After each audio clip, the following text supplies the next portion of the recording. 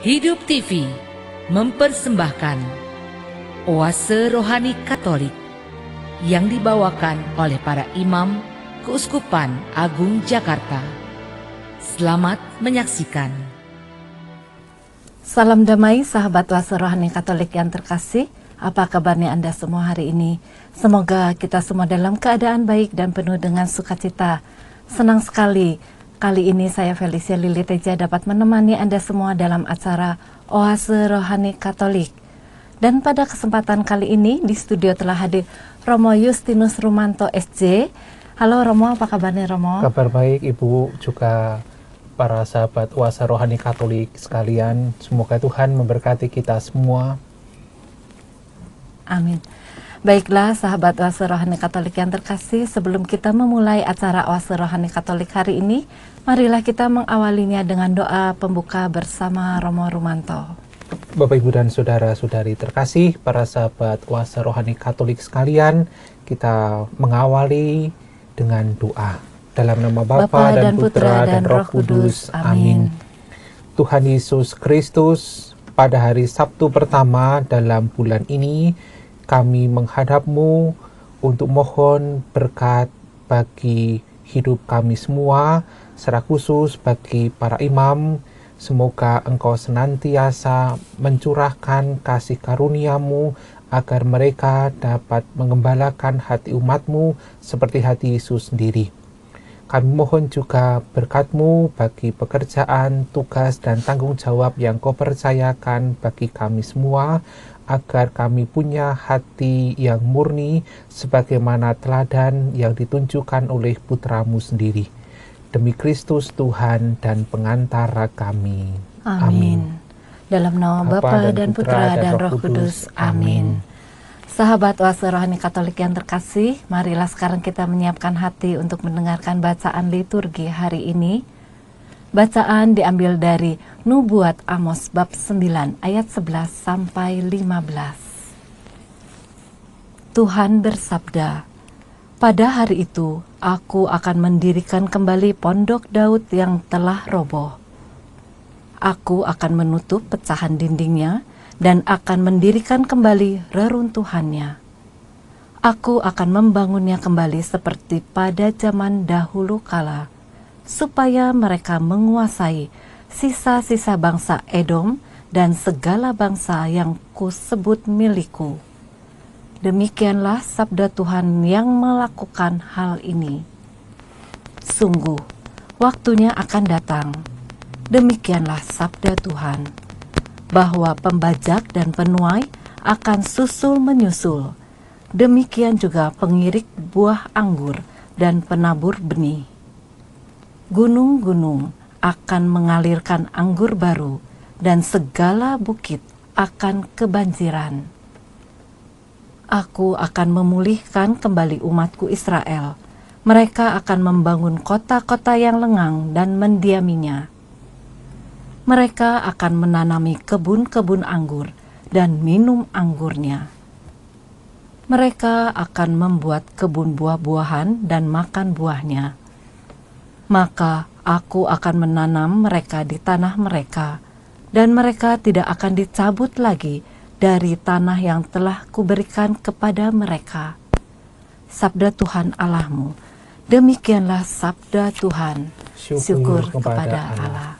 Sahabat Oase Rohani Katolik yang terkasih, marilah kita menanggapi bacaan yang telah kita dengar dengan mazmur tanggapan. Tuhan berbicara tentang damai kepada umat-Nya. Tuhan berbicara tentang damai kepada umat-Nya. Aku ingin mendengar apa yang hendak difirmankan Allah. Bukankah Ia hendak berbicara tentang damai kepada umat-Nya dan kepada orang-orang yang dikasihi-Nya, supaya mereka jangan kembali kepada kebodohan? Tuhan berbicara tentang damai kepada umat-Nya. Kasih dan kesetiaan akan bertemu, keadilan dan damai sejahtera akan berpelukan. Kesetiaan akan tumbuh dari bumi, dan keadilan akan merunduk dari langit. Tuhan berbicara tentang damai kepada umat-Nya. Tuhan sendiri akan memberikan kesejahteraan, dan negeri kita akan memberikan hasil. keadilan akan berjalan di hadapannya, dan damai akan menyusul di belakangnya. Tuhan berbicara tentang damai kepada umat-Nya. Sahabat Oase Rohani Katolik yang terkasih, marilah sekarang kita menyiapkan hati untuk mendengarkan bacaan Injil hari ini. Bacaan diambil dari Injil Yesus Kristus menurut Matius bab 9 ayat 14 sampai 17. Haleluya, haleluya, haleluya. Haleluya, haleluya, haleluya. Domba-dombaku mendengar suaraku, sabda Tuhan. Aku mengenal mereka dan mereka mengikuti aku. Haleluya, haleluya, haleluya. Tuhan sertamu Dan sertamu juga. Inilah Injil Yesus Kristus menurut Matius. Dimuliakanlah Tuhan. Sekali peristiwa, datanglah murid-murid Yohanes kepada Yesus dan bertanya, "Kami dan orang Farisi berpuasa, tetapi mengapa murid-muridmu tidak?" Jawab Yesus kepada mereka, "Dapatkah sahabat-sahabat mempelai laki-laki berduka cita selama mempelai itu bersama mereka? Tetapi akan tiba waktunya mempelai itu diambil dari mereka, dan pada waktu itulah mereka akan berpuasa. Tak seorang pun menambalkan secari kain yang belum susut pada baju yang tua. Karena jika demikian, kain penambal itu akan mencabik baju itu, lalu makin besarlah koyaknya. Begitu pula anggur yang baru tidak diisikan ke dalam kantong kulit yang tua. Karena jika demikian, kantong itu akan koyak, sehingga anggur itu terbuang dan kantong itu pun hancur. Tetapi anggur yang baru disimpan orang dalam kantong yang baru, dan dengan demikian terpeliharalah kedua-duanya." Demikianlah Injil Tuhan. Terpujilah Kristus.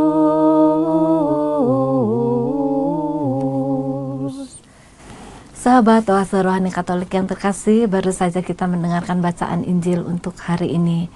Romo Rumanto, kiranya kabar sukacita atau inspirasi apa yang dapat disampaikan pada hari ini, Romo? Baik Ibu Feli, para sahabat Oase Rohani Katolik yang terkasih, dari dua bacaan pada hari ini, nubuat Amos dan juga pengajaran Yesus sebagaimana diceritakan oleh Matius, saya ingin menawarkan suatu tema, yaitu menjadi diri sendiri. Menjadi diri sendiri. Kita mulai dari bacaan yang pertama dahulu dari nubuat Amos. Pertama-tama, mari kita melihat sejenak situasi di mana Nabi Amos itu tampil dan apa yang hendak diwartakannya kepada umat Israel pada zaman itu. Nabi Amos tampil ketika situasi Israel ada dalam situasi yang sangat makmur. Secara ekonomi, mereka menikmati kemakmuran karena negara-negara besar yang ada di sekitarnya itu dalam keadaan yang lemah, sehingga praktis tidak ada ancaman dari pihak musuh. Oleh karena itu, kerajaan Israel pada zaman Amos dapat mengembangkan diri, dapat bertumbuh dan dapat membangun masyarakat, sehingga situasi ekonomi juga menjadi sangat baik. Mereka hidup dalam suasana yang nyaman. Juga tidak ada ancaman. Perlu kita ketahui bersama, pada zaman itu antar kerajaan selalu berperang satu sama lain. Jadi kita bisa mendengar dalam banyak kisah dalam Perjanjian Lama bagaimana raja yang satu melawan raja yang lain, atau kerajaan yang satu melawan kerajaan yang lain. Tetapi pada zaman Amos ketika dia tampil, itu kerajaan Israel praktis tidak mengalami ancaman dari negara-negara sekitar, karena kerajaan-kerajaan sekitar atau negara-negara sekitar itu justru mereka sedang sangat lemah karena menghadapi macam-macam persoalan sendiri. Jadi sekali lagi, situasi yang dihadapi oleh umat Israel adalah situasi hidup yang makmur secara ekonomi dan secara politik, aman karena tidak ada ancaman dari luar. Tetapi apa masalah yang dihadapi oleh umat Israel? Masalah utama yang dihadapi oleh umat Israel adalah ada dua paling tidak. Yang pertama adalah kenyamanan dan ketidakadilan. Ya, kenyamanan karena semuanya berjalan dengan sangat baik, secara ekonomi juga cukup kaya, maju, dan mapan, maka mereka merasa nyaman. Apa akibatnya kalau orang merasa nyaman, atau negara atau masyarakat merasa nyaman? Akibatnya adalah mereka tidak mau berubah, atau mereka tidak lagi mau peduli kepada orang lain, karena semuanya berjalan dengan sangat baik, sangat indah. Mereka menikmati banyak hal yang baik, maka mereka juga tidak mau peduli pada orang lain, sibuk dengan dirinya sendiri, atau membuat macam-macam aturan yang rumit, membuat macam-macam peraturan yang rumit, khususnya bagi orang lain, bagi pihak lain, bagi masyarakat yang lebih bawah, supaya tidak mengancam kondisi kenyamanan yang dinikmati khususnya dari kalangan penguasa, entah itu penguasa negara, raja, dan para pejabat kerajaan, maupun juga pejabat agama, imam-imam atau alim ulama, pejabat-pejabat agama di kerajaannya. Macam-macam aturan dibuat supaya tidak mengancam kenyamanan. Tidak jarang itu pun juga terjadi pada zaman kita ini. Kalau kita tidak hati-hati dalam lingkungan hidup bersama dalam masyarakat maupun dalam lingkungan hidup menggereja, kalau sudah merasa sangat nyaman, bisa jatuh dalam masalah-masalah seperti yang dahulu dialami oleh umat Israel atau kerajaan Israel pada zaman Amos. Entah itu menjadi sibuk dengan diri sendiri, atau menikmati kenyamanan, kemudahan bagi dirinya sendiri, lalu menjadi tidak peduli dengan orang lain, ataupun juga membuat macam-macam aturan-aturan untuk menjagai kenyamanan ini supaya orang lain tidak bisa menikmati, atau supaya tidak merasa terancam oleh hal-hal yang baru. Ini gejala yang selalu akan berulang dalam kehidupan sejarah. Itu masalah yang pertama, tentang kenyamanan. Lalu masalah yang kedua adalah ketidakadilan.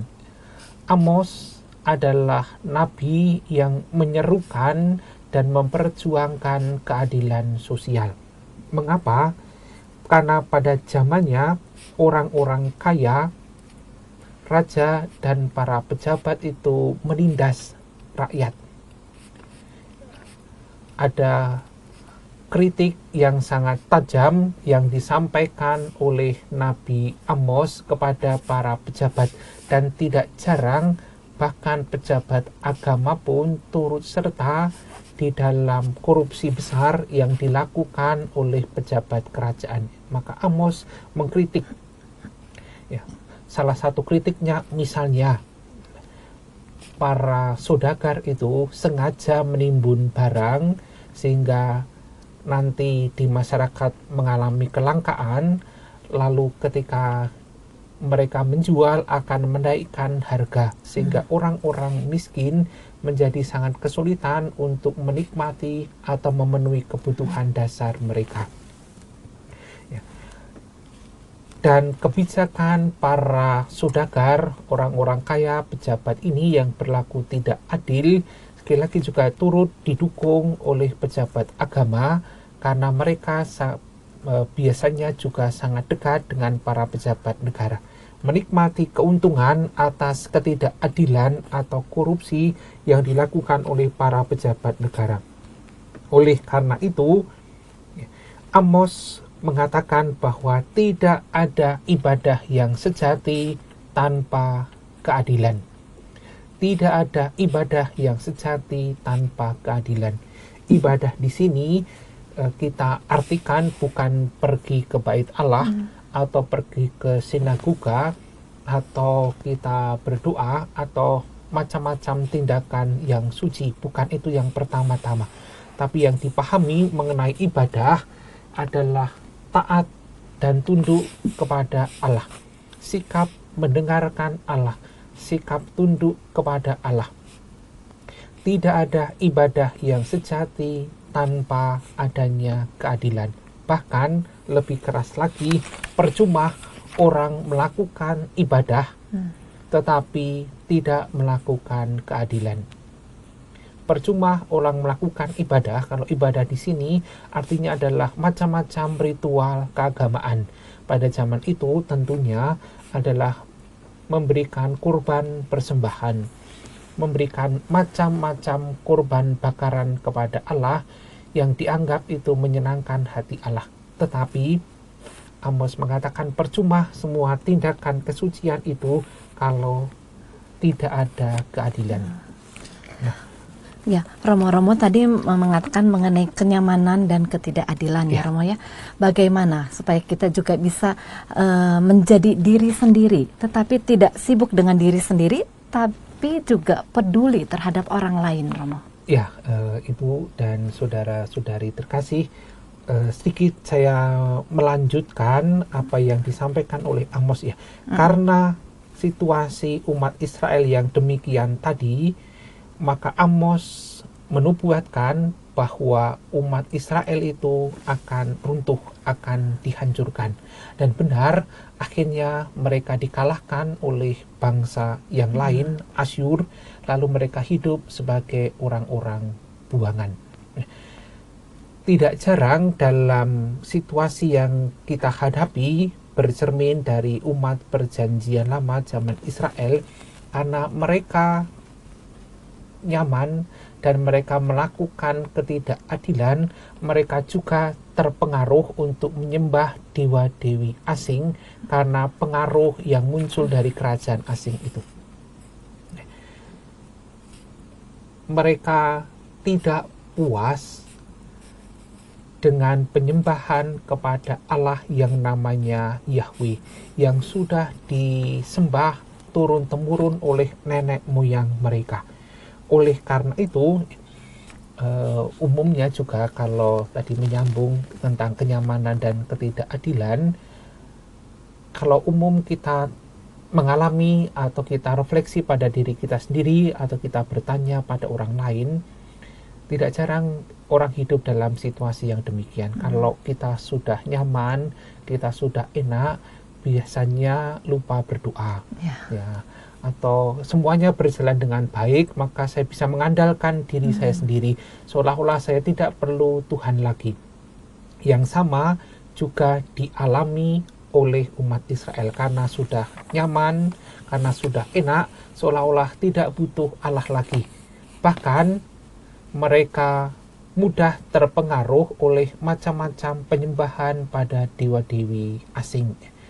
Nah, tidak jarang juga kita mudah lari dalam kenyamanan dan kemudahan itu pada hal-hal yang tampaknya itu baik, dan kita melupakan apa yang sudah dasariah, yang sudah turun-temurun kita terima dari orang tua kita, dari leluhur kita, yaitu iman kepada Allah. Demikian juga yang dialami oleh umat Israel. Dengan mudah mereka berbalik pada dewa-dewi lain yang ditawarkan oleh orang-orang asing ini. Akibatnya, bangsa itu kehilangan akarnya. Mereka bertindak sembrono. Mereka terpengaruh oleh gejala asing. Mereka meninggalkan peran Allah yang sudah turun-temurun menjagai dan memelihara umatnya. Akibatnya mereka memang dibuang. Nah, nubuat yang kita dengarkan tadi Amos mengingatkan kembali peran serta Allah, peran serta Yahweh yang sudah sejak dahulu kala memelihara dan menyelenggarakan umatnya turun-temurun sejak zaman Abraham sampai dengan saat ini, agar orang tidak mudah begitu saja berpaling pada dewa-dewi asing yang belum terbukti. Allah Yahweh sudah terbukti dalam sejarah umat Israel itu senantiasa berpihak, senantiasa campur tangan di dalam hidup mereka. Nah, kalau kita hubungkan ya mengenai kenyamanan, mengenai ketidakadilan, kita juga perlu hati-hati. Kalau kita sudah merasa enak, sudah merasa mudah, sudah merasa nyaman, seolah-olah kita tidak butuh Allah sendiri, karena semuanya berjalan dengan sangat baik. Kita tergoda untuk mencari hiburan yang semu. Kita tergoda untuk mencari pegangan yang semu. Padahal siapa sih yang menyediakan itu semua? Siapa sih yang bisa memberikan semua kenyamanan itu? Adalah Allah yang sudah sekian lama turun-temurun kita yakini dan kita imani. Ya.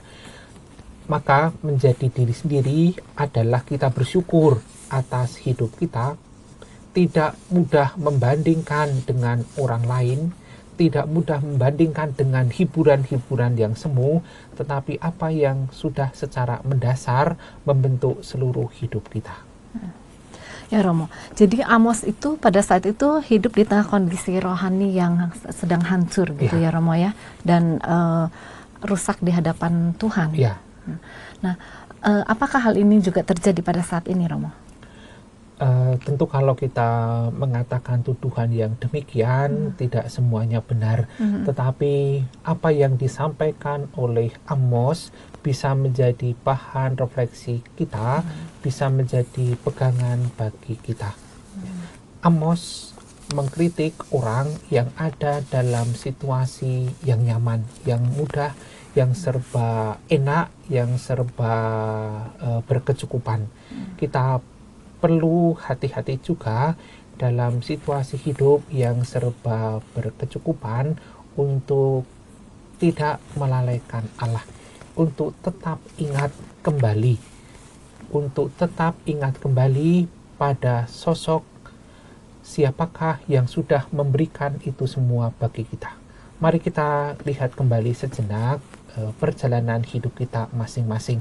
Kalau kita dalam suasana yang mudah, serba berkecukupan, serba indah, apakah itu melulu hasil kerja dan prestasi saya sendiri? Apakah itu melulu karena kemampuan saya pribadi?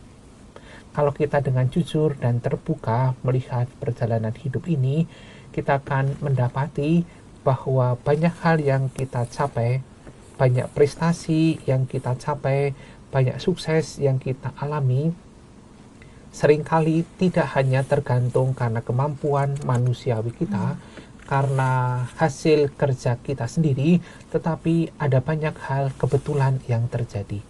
Dan peristiwa kebetulan itu tentu sebagai umat beriman, kita yakin bahwa itu itu adalah karya Allah sendiri, penyelenggaraan Allah sendiri.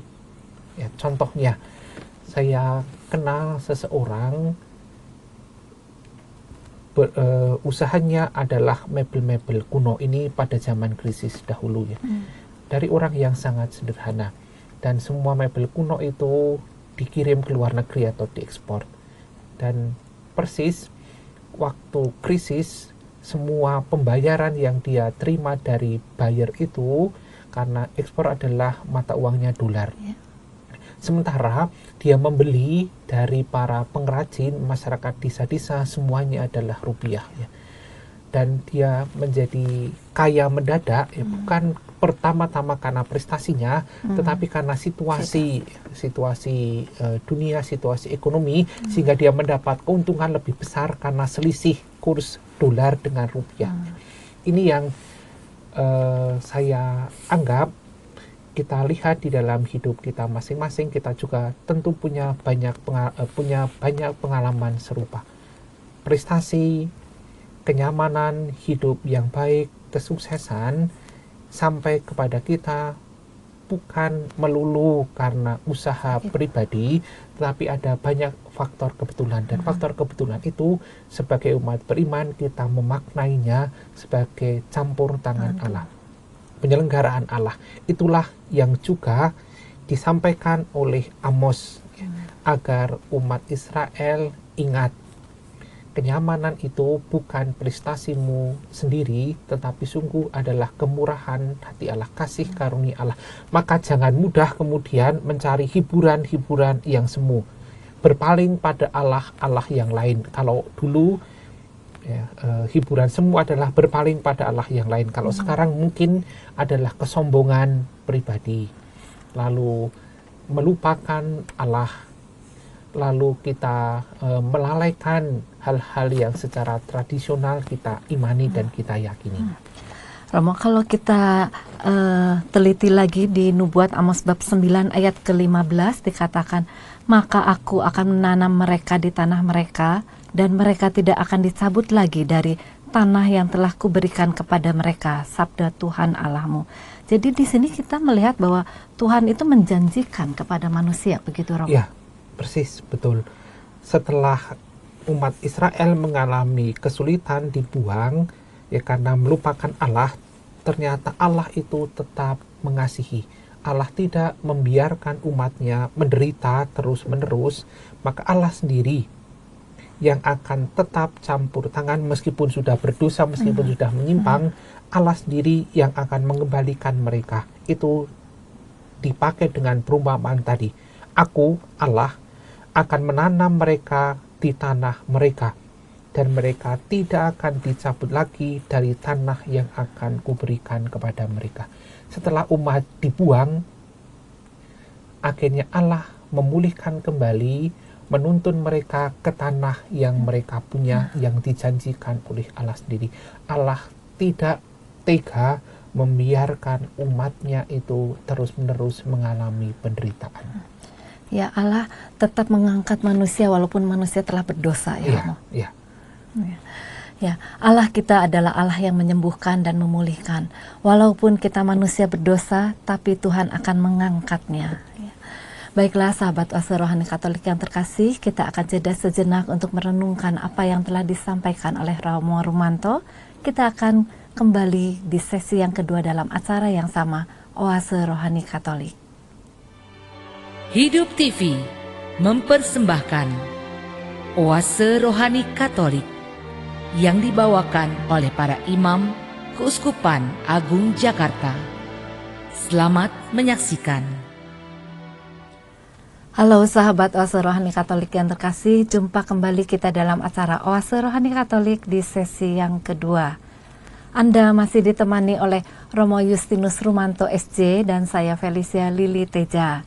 Bagi saudara-saudari yang terkasih, jika Anda mempunyai pertanyaan atau ingin sharing iman, Anda dapat mengirimkannya melalui SMS ke nomor 082210361555 atau dapat juga mengirimkannya melalui email ke alamat email kami di orkkaj@yahoo.com.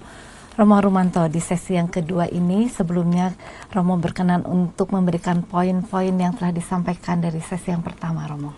Baik Ibu Lili dan para sahabat Oase Rohani Katolik yang terkasih, kita mengulang sebentar, membuat rangkuman sebentar atas apa yang disampaikan oleh Amos dalam bacaan yang pertama, dan kita sudah melihat bersama dalam sesi yang pertama tadi.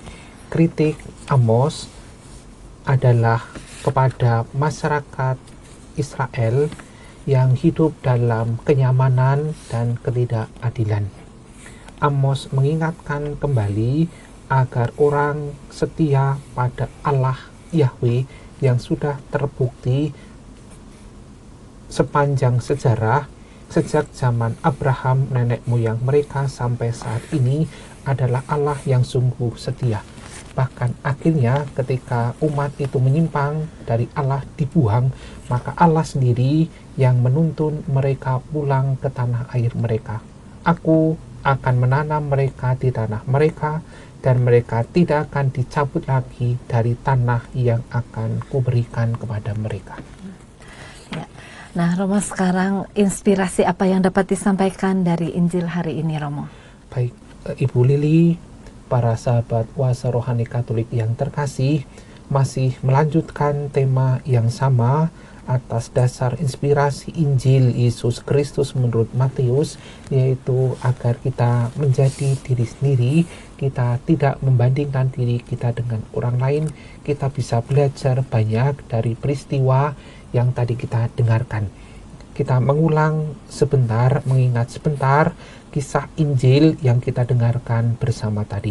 Konteksnya apa? Situasinya apa? Situasinya adalah seperti ini. Sekali peristiwa, murid-murid Yohanes dan murid-murid Yohanes datang kepada Yesus dan bertanya, "Kami dan orang Farisi berpuasa, tetapi mengapa murid-muridmu tidak?" Murid-murid Yohanes datang kepada Yesus dan bertanya, "Kami dan orang Farisi berpuasa, tetapi mengapa murid-muridmu tidak?" Dari sini kita bisa menyimpulkan bahwa memang ada kebiasaan berpuasa di kalangan orang-orang Yahudi pada zaman Yesus, dan memang ada banyak alasan orang berpuasa, entah itu karena sedang berduka cita, entah karena punya nasar atau niat tertentu, atau karena tindakan tobat, dan juga macam-macam waktu yang ditentukan untuk berpuasa. Kita sekarang dalam tradisi gereja Katolik juga punya kebiasaan berpuasa setiap Prapaskah, dan juga ada banyak kebiasaan di mana orang melakukan puasa karena niatnya sendiri. Di agama-agama lain juga ada kebiasaan dan tradisi puasa dengan macam-macam maksud dan kehendak. Maka kita bisa mengandaikan atau menyimpulkan bahwa pada waktu itu murid-murid Yohanes dan juga orang-orang Farisi sedang berpuasa, tetapi murid-murid Yesus tidak berpuasa. Lalu apa jawaban Yesus? Ini jawaban Yesus. Dapatkah sahabat-sahabat mempelai laki-laki berduka cita selama mempelai itu bersama dengan mereka? Akan tiba waktunya mempelai itu diambil dari mereka, dan pada waktu itulah mereka akan berpuasa. Apa maksudnya? Yesus masih ada di tengah-tengah mereka, di tengah-tengah para muridnya.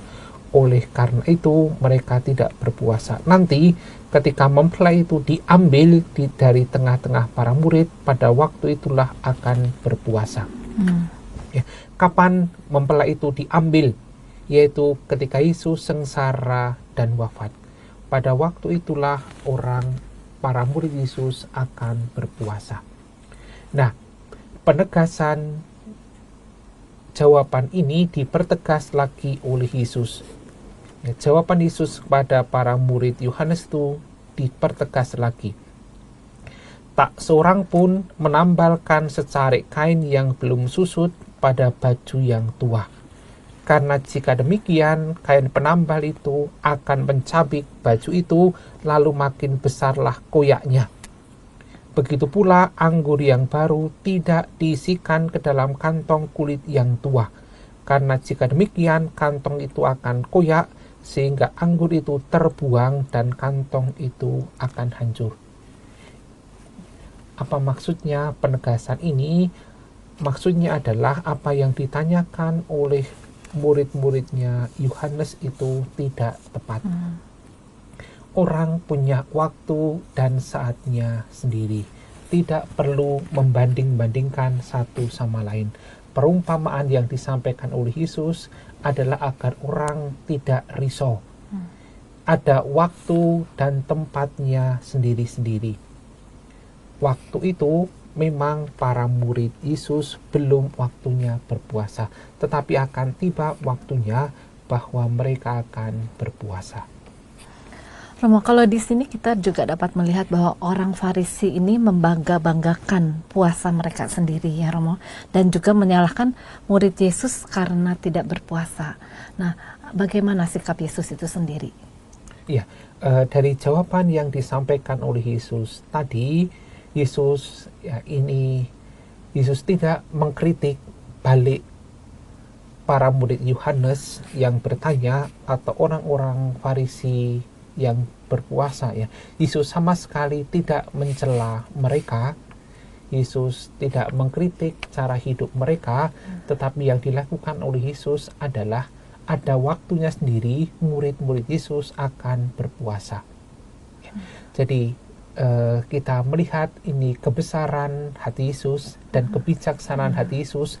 Dia tidak mencela, dia tidak mengkritik atas apa yang dilakukan oleh para murid Yohanes dan orang-orang Farisi, tidak merendahkan dan tidak melecehkan mereka, tetapi Yesus juga tidak membela mati-matian para muridnya. Yesus hanya mengatakan bahwa ada waktu dan saatnya sendiri.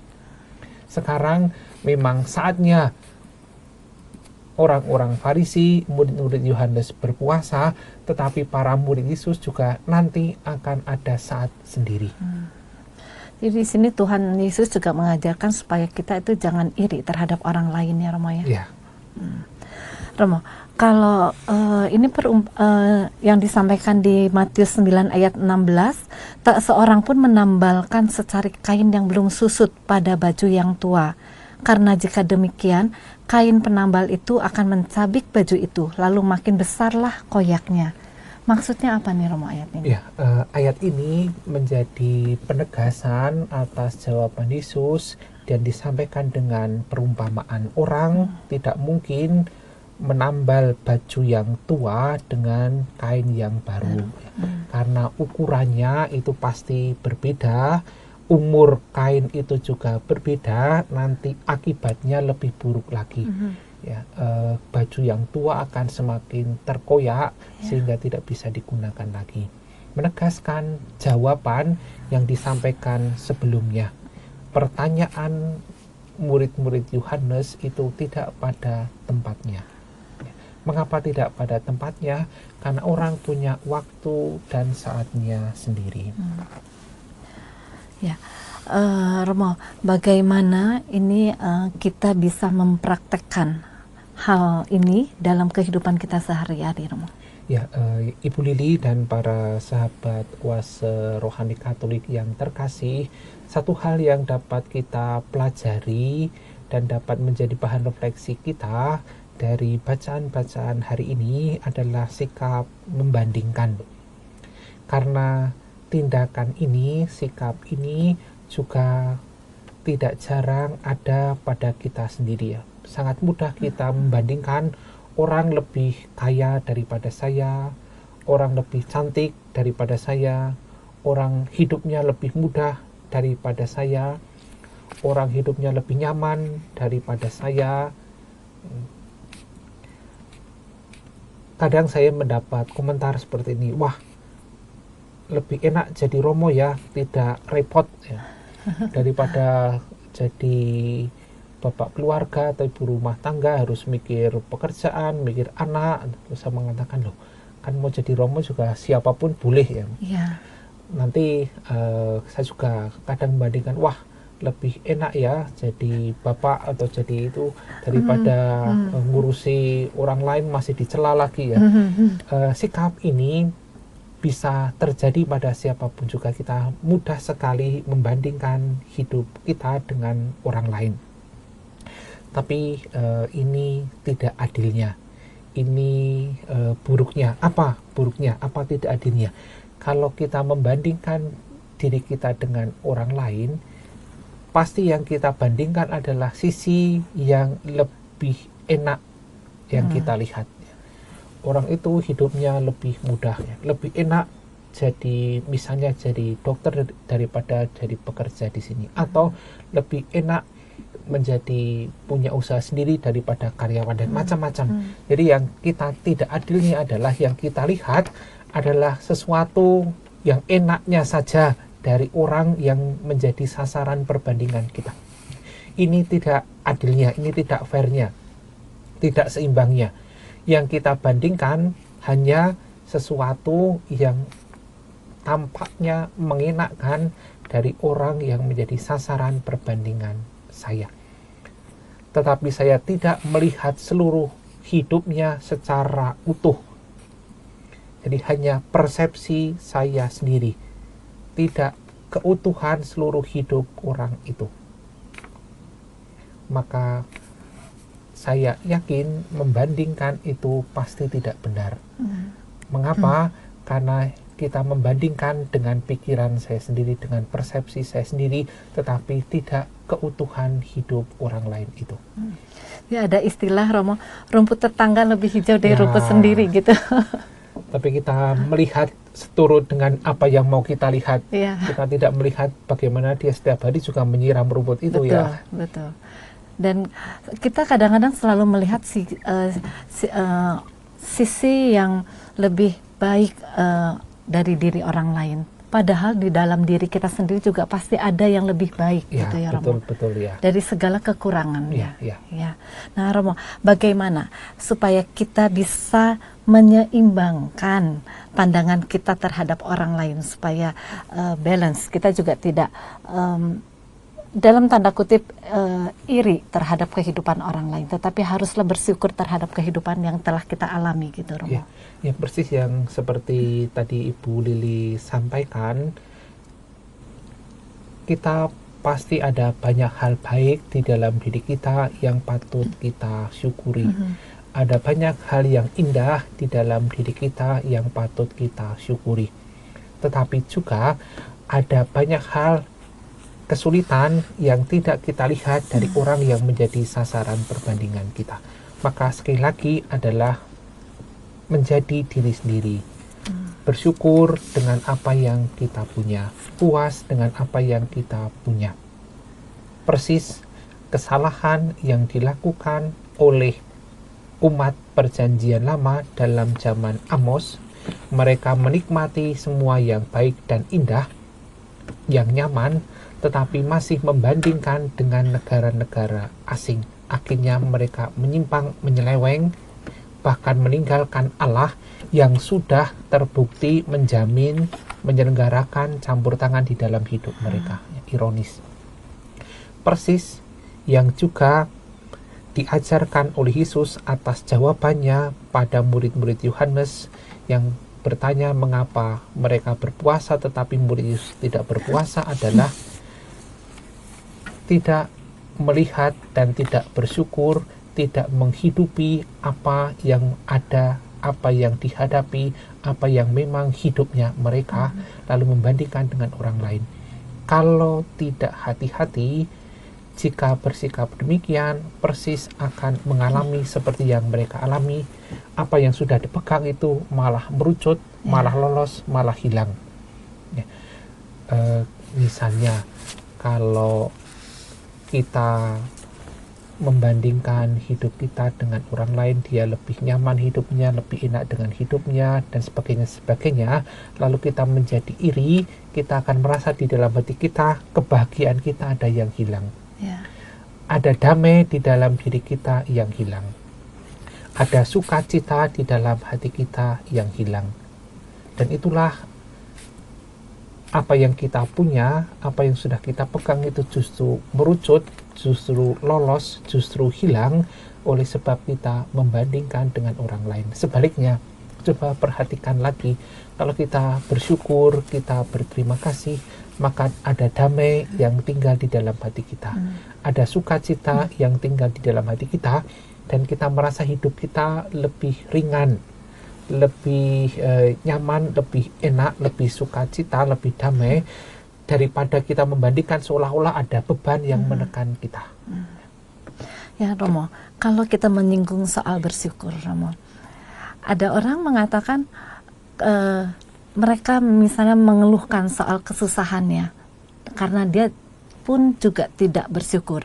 Lalu kita mengatakan, kamu harus tetap bersyukur dalam keadaan situasi apapun. Lalu orang itu mengatakan, kamu enak aja, kamu tidak mengalaminya. Nggak gampang loh bersyukur dalam hal kesusahan. Bagaimana kita menyikapi hal seperti ini, Romo? Ya, memang pertama-tama kita perlu dari dalam keluar. Ya. Tidak mudah untuk menerima nasihat orang di dalam situasi yang demikian. Maka seperti yang tadi Bu Lili sampaikan, tentu maksudnya bukan kita mau menasihati orang lain, tetapi lebih kita membangun sikap, bagi diri kita sendiri. Ya. Saya kira begini, setiap orang punya ketakutan dan kesulitan sendiri-sendiri. Siapapun itu. Orang-orang yang kita anggap itu sudah sangat mapan, sudah sangat nyaman, pasti punya ketakutan dan kesulitan sendiri. Entah itu misalnya kita lihat figur Paus ya, Paus Fransiskus. Beliau pasti juga punya ketakutan dan kesulitan dengan dirinya sendiri.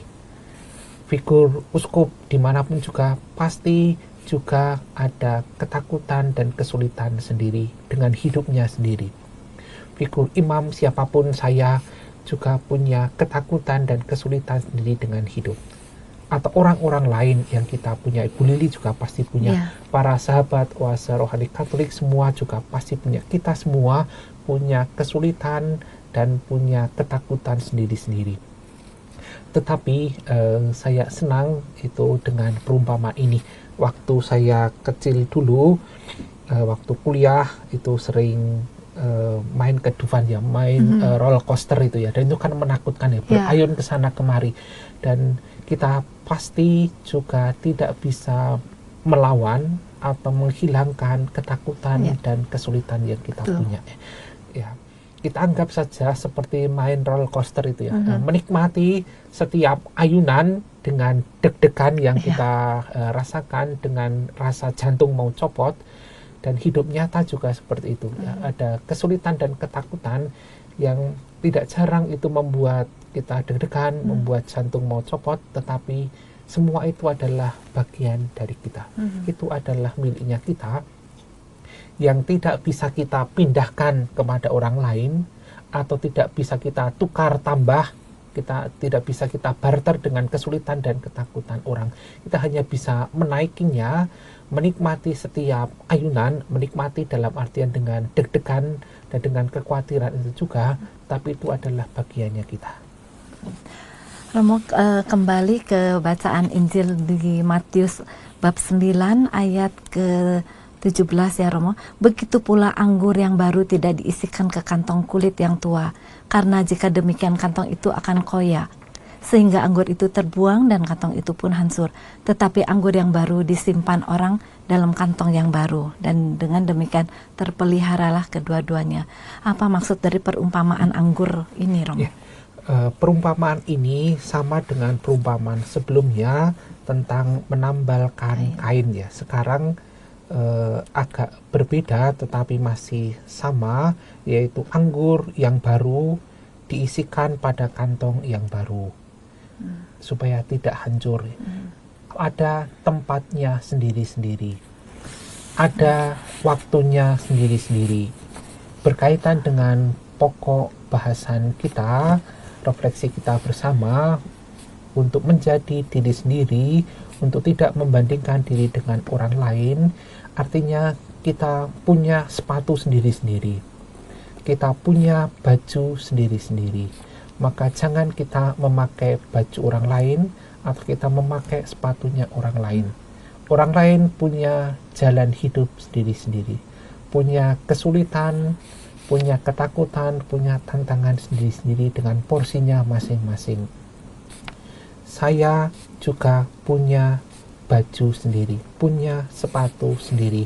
Anggur yang baru disimpan dalam kantong yang baru, supaya nanti menjadi tua bersama dengan anggur itu.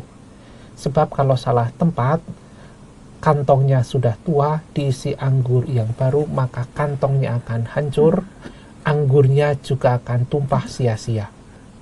Semua ada tempatnya sendiri-sendiri. Tidak ada orang yang percaya diri sepenuhnya. Kembali lagi mengenai menjadi diri sendiri, bersyukur atas apa yang kita punya, tidak membandingkan dengan orang lain. Tidak ada orang yang sepenuhnya percaya diri. Tidak ada. Senantiasa ada dalam kebimbangan dan kecemasan, dan ini akan berlangsung seumur hidup. Maka bagaimana kita sekarang berayun-ayun bersama dengan ketakutan dan kecemasan, tetapi juga tidak melupakan kita punya kekuatan, kita punya kemampuan, kita punya banyak hal yang baik dan indah yang kita punya, dan yang tidak boleh kita lupakan adalah kita punya Tuhan. Kita punya Tuhan yang sungguh terbukti campur tangan di dalam hidup kita. Kalau Amos tadi mengingatkan lagi campur tangan Tuhan di dalam hidup umat Israel, kita ingat lagi ya. Kita lihat sejarah hidup kita melihat perjalanan hidup kita, bagaimana Tuhan campur tangan. Tuhan yang kita imani, Tuhan yang kita ikuti adalah Tuhan yang bisa diandalkan. Romo boleh memberikan contoh bagaimana supaya kita bisa menjadi anggur yang tidak terbuang, Romo?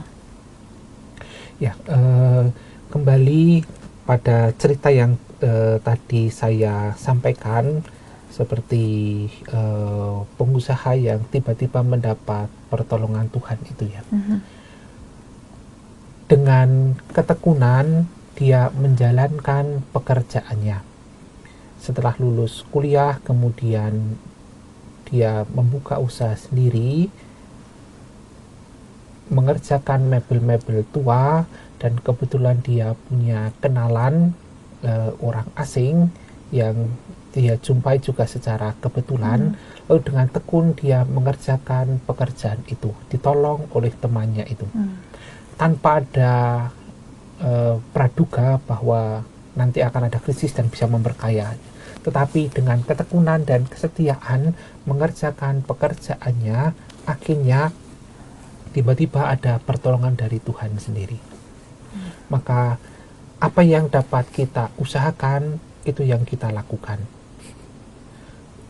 Apapun yang ada di hadapan kita, apapun yang ada di depan kita, yang bisa kita lakukan, itu yang kita kerjakan.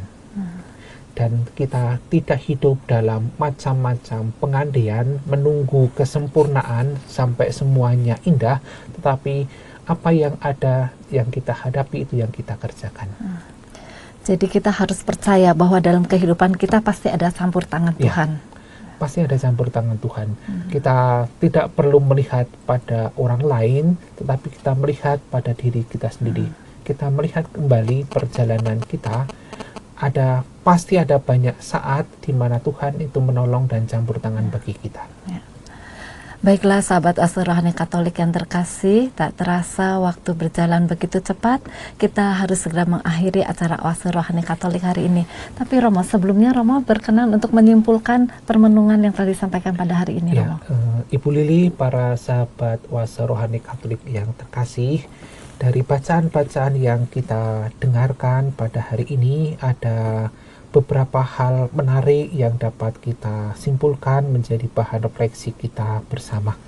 Yang pertama adalah peringatan dari Nabi Amos, khususnya kalau kita sekarang mengalami situasi yang sama, yaitu hidup yang enak, hidup yang nyaman, supaya kita tetap waspada, kita tetap hati-hati, jangan sampai kenyamanan dan kemudahan yang kita nikmati bersama mudah menggelincirkan kita untuk melupakan Tuhan. Kita ingat kembali bahwa itu semua terjadi sampai kepada kita alami bukan karena jasa kita, tetapi karena Tuhan yang memberikannya kepada kita. Lalu yang kedua, apa yang disampaikan oleh Yesus dalam pengajaran melalui perumpamaan, yaitu agar kita percaya pada diri kita sendiri dan percaya pada Allah. Jangan mudah kita membandingkan diri kita dengan orang lain. Siapa yang dapat kita percaya, siapa yang dapat kita andalkan, hanya ada dua, yaitu diri kita sendiri dan Tuhan. Hanya kita sendiri dan hanya Tuhan yang bisa kita pegang selamanya. Baiklah sahabat Oase Rohani Katolik yang terkasih, kita akan segera mengakhiri acara Oase Rohani kali ini. Romo Rumanto, sebelum kita menutup acara hari ini, kiranya Romo berkenan untuk doa penutup dan mohon berkat ya Romo. Baik ya. Para sahabat Oase Rohani Katolik yang terkasih, mari kita mengakhiri renungan kita sekaligus kita mohon berkat Tuhan. Dalam nama Bapa dan Putra dan Roh Kudus. Amin. Allah Bapa yang kekal dan kuasa, kami bersyukur atas kasih karunia dan penyertaan-Mu kami sudah Kau terangi dengan sabdamu, maka bimbinglah kami agar kami senantiasa setia pada bimbingan dan jalan-Mu, supaya kami tidak hanyut oleh semangat dunia yang cenderung menjauh daripada-Mu. Semoga Engkau menerangi hati dan budi kami dengan Roh Kudus-Mu sendiri dan menuntun seluruh perjalanan hidup kami demi Kristus Tuhan dan pengantara kami. Amin.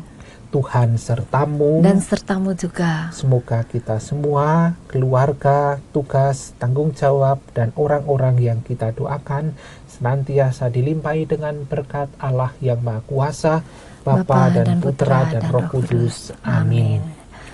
Yesus tidak ingin ada umatnya yang hilang, tapi Ia ingin umatnya itu ibarat anggur baru yang disimpan dalam kantong yang baru, sehingga tidak ada yang hilang satupun. Terima kasih Romo Rumanto atas permenungan yang telah disampaikan pada hari ini. Terima kasih juga Ibu Lili. Kiranya apa yang telah disampaikan oleh Romo Rumanto dapat memberikan semangat, inspirasi, dan sukacita bagi kita semua. Akhir kata, Romo Justinus Rumanto SJ dan saya Felicia Lili Teja mohon pamit undur diri. Salam persatuan dalam kebinekaan. Kita Bhinneka, kita Indonesia. Demikianlah Oase Rohani Katolik yang dibawakan oleh para imam Keuskupan Agung Jakarta. Tuhan memberkati.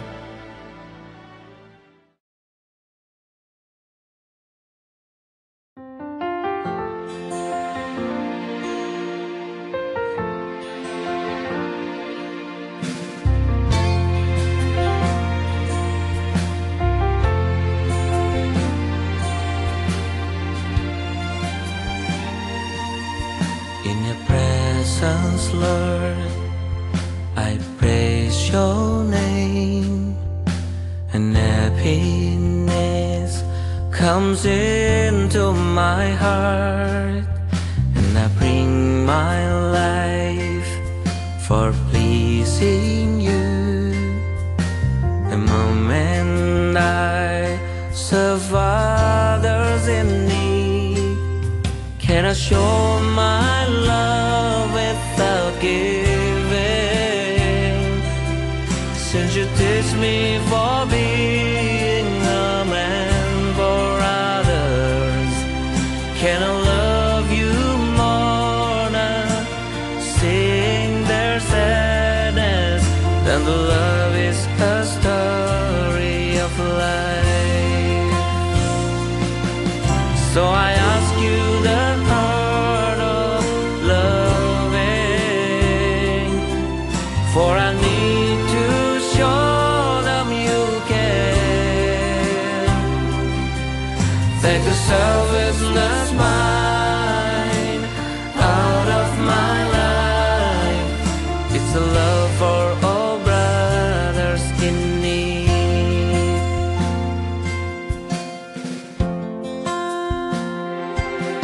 And I bring my life for pleasing you.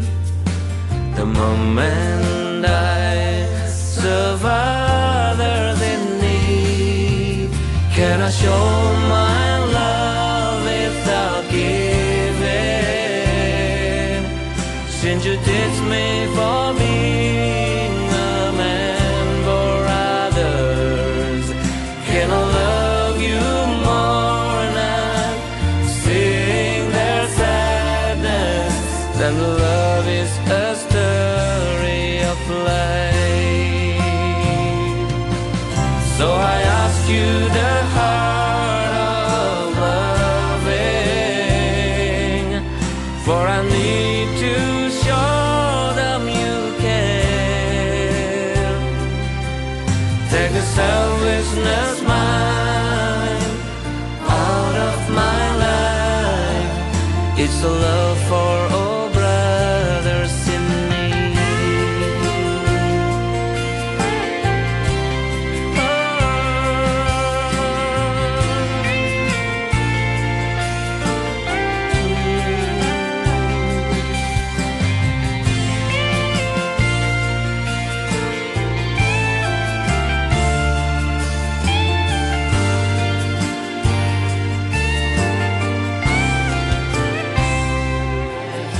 It's a love for all.